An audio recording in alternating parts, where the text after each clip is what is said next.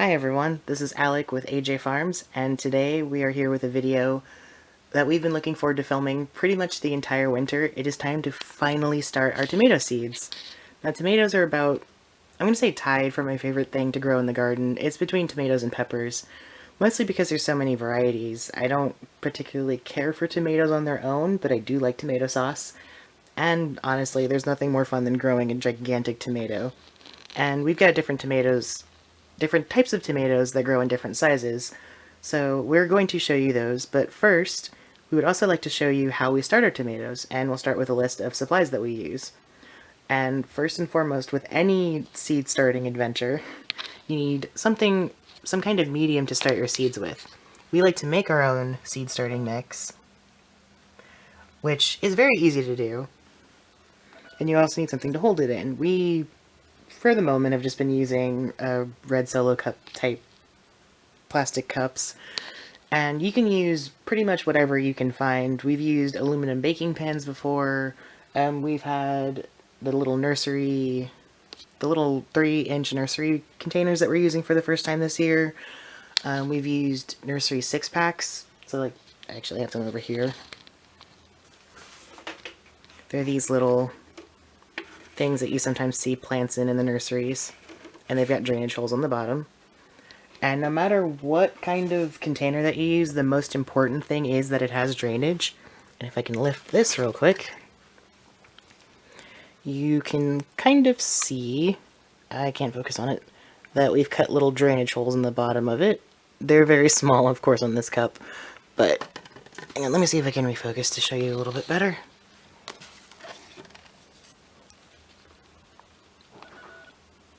There we go, you can see we've cut some drainage holes on the bottom, and that's just to allow excess water to drain out of the cup so we don't flood our seedlings or seeds and potentially drown our plants. But to make the seed starting mix, we've been using a cocoa coir base brick. So what you do with these, they come in little, I'm not going to say the size of the brick because I'm not actually sure off the top of my head, I didn't measure it. But you put that in a container, some kind of bucket. We've just been using giant 5-gallon buckets. Add water, and sometimes they'll say how much water to use, but we've been adding 3 quarts of water, and it expands and it creates 8 quarts of dirt, or soil, or medium, whatever you'd like to call it. And into that we mix perlite, which, as the bag says, it helps to improve drainage and aeration, and it really does help. It helps to give the roots the oxygen that they need so they don't drown. And into that, we also like to mix a fertilizer. This is a 10-10-10 fertilizer.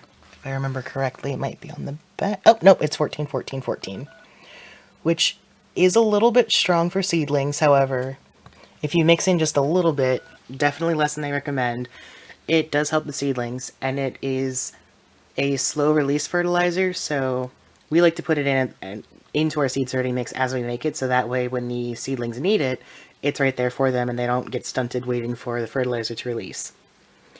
And other supplies that we use are a spray bottle.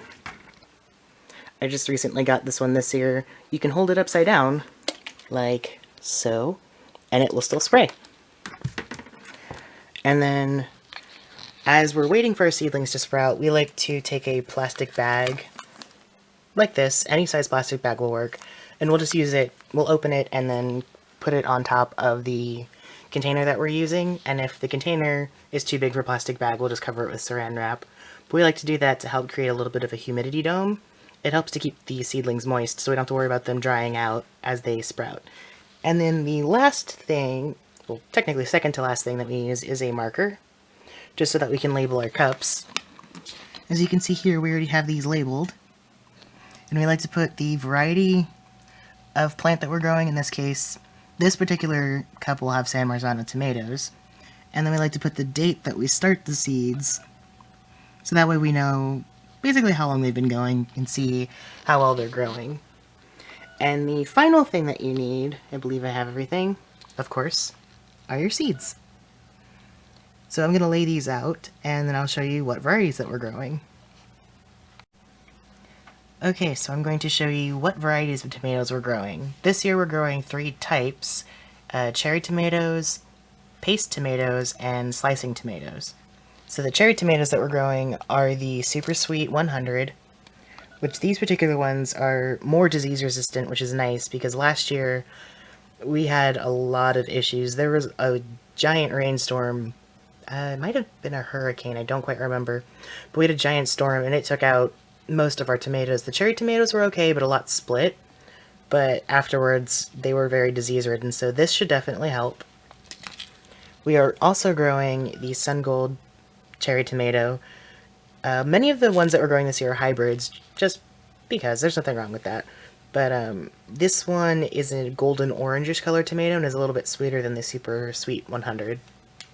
And those are our two cherry tomatoes. The paste tomatoes that we're growing are the Roma, which is also, this one happens to be disease resistant. We also just have 2 packets of seeds we forgot to take apart. Oh, they're falling over, they're that excited. We're also growing the Super Sauce Hybrid, which these can get very big. I believe we have grown these before. We tried to, at least. I don't quite remember how they did, but we're definitely willing to try it again.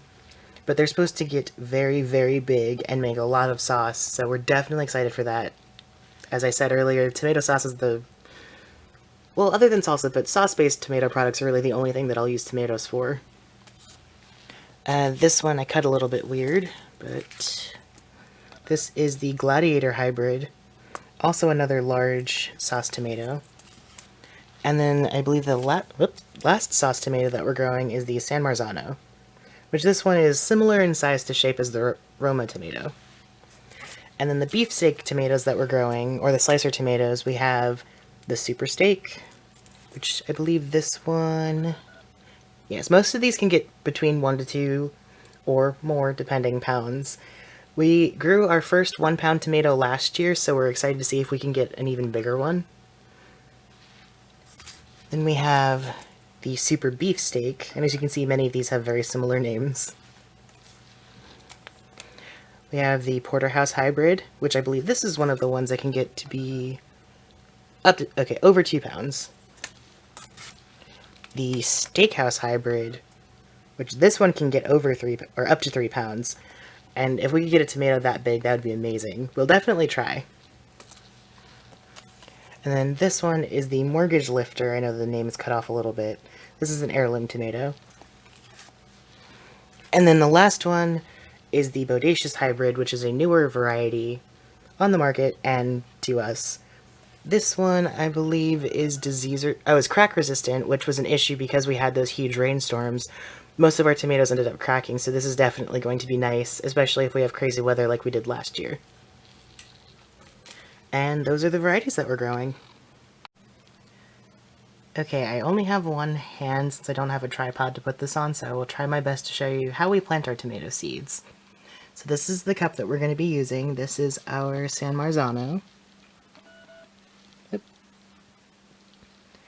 And the seeds are not that big. They look like this. And with seeds, the general rule of thumb is to only plant them about twice as deep as they are wide, and as these seeds aren't that big, you don't want to plant them any more than 1/2 inch deep.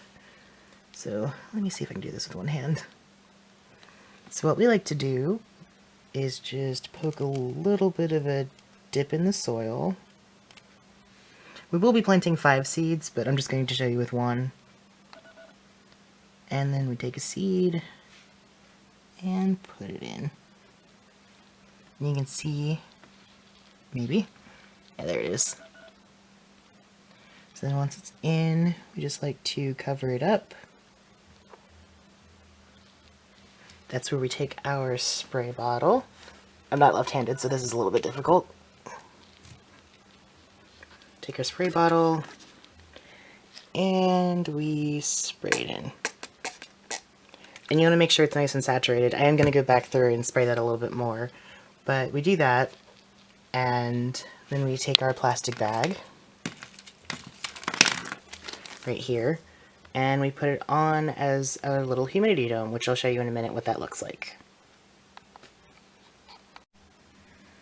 Alright, I now have the other seeds planted. I went ahead and sprayed it a little bit better with the water. The bottle unfortunately sprays back, and I didn't want it to get the camera lens wet. So I put the plastic bag on top, which will act as our humidity dome. And of course it's not doing much right now because it's a little bit cool in this room. But I'll go ahead and show you what all of our cups look like when they're under the grow light when I finish planting everything. So I'll be back in a minute. So this is what the tomatoes look like in their final indoor home. They're going to stay in here until they're ready to go outside for the spring, summer. We can usually transplant our tomatoes around late April at the earliest, usually early May. But unfortunately they haven't sprouted yet. They've been in here for 2 days, but we've been checking. Thankfully, because of the plastic bags acting as humidity domes, we don't have to water them, usually until a few days after they sprout. But once they sprout, we'll take the bags off. But we'll definitely be checking them every day just to make sure they don't dry out too much. We hope you enjoyed this episode, and we'll see you in another video. Thanks for watching.